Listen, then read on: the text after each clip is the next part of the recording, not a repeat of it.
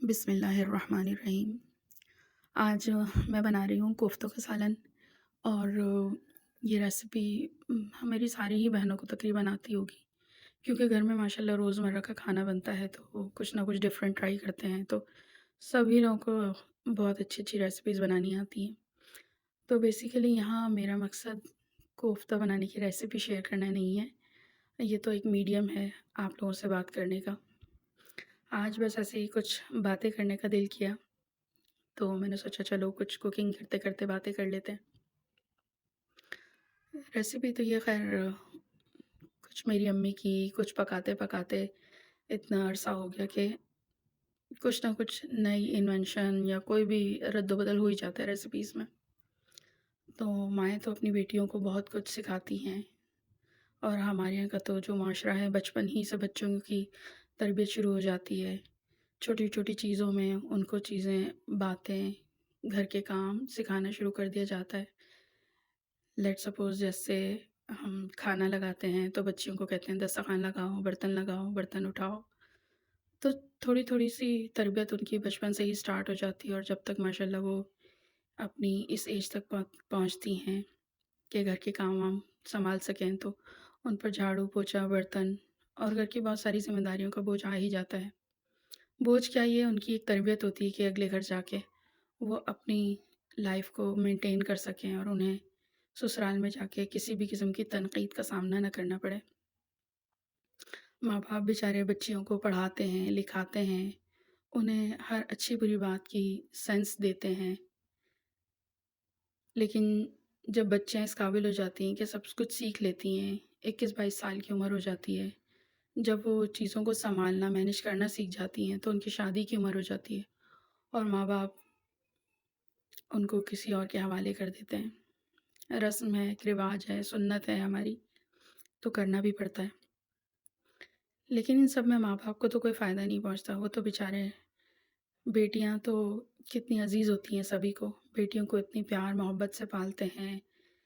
تعلیم دیتے ہیں، ہنر دیتے ہیں، اچھے برے بات کی تمیز دیتے ہیں، تاکہ یہ سب ان کے اگلے گھر میں جا کے کام آئے۔ لیکن وہی بیٹیاں جب اب اگلے گھر چلی جاتی ہیں تو موسٹ آف دا ٹائم، میں یہ نہیں کہہ رہی کہ سب گھروں میں ایسا ہوتا ہے، لیکن 80% گھروں میں یہی ہوتا ہے کہ جب بچیاں بیاہ کر رخصت ہو کر اگلے گھر جاتی ہیں تو وہاں جا کے ان کو پتہ چلتا ہے کہ وہ 21-22 سال، 23 سال، 24 سال انہوں نے تو کچھ سیکھا ہی نہیں، ان کو تو کچھ آتا ہی نہیں ہے، نہ انہیں کھانا بنانا آتا ہے، نہ گھر کے کوئی کام آتے ہیں، نہ کسی کی عزت کرنی آتی ہے، نہ بات کرنے کا سینس ہے، نہ پہننے اوڑھنے کا سینس ہے، انہیں تو کچھ بھی نہیں آتا۔ یہ سب جا کے تو ان کو سسرال میں پتہ چلتا ہے، اور انہیں لگتا ہے کہ ہمارے ماں باپ تو ہمیں اس طرح تربیت دیتے تھے کہ انہوں نے ہمیں سب کچھ سکھا دیا، لیکن یہاں کے تو ہمیں کچھ بھی پتہ نہیں ہے، سب کچھ ہمیں سسرال میں ہی سیکھنا پڑے گا۔ تو بہت ٹف ٹائم ہوتا ہے شادی کر کے سسرال جانا، اور پھر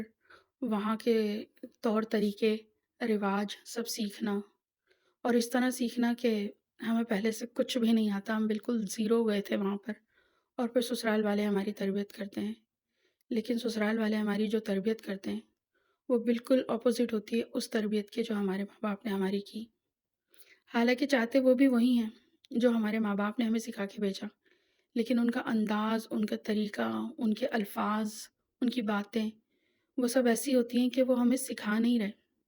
وہ ہمیں تانے دے رہے ہیں۔ اللہ کرے کہ سسرال والوں کو اس بات کی عقل ہو کہ وہ کسی اور کی بیٹی لے کر جا رہے ہیں،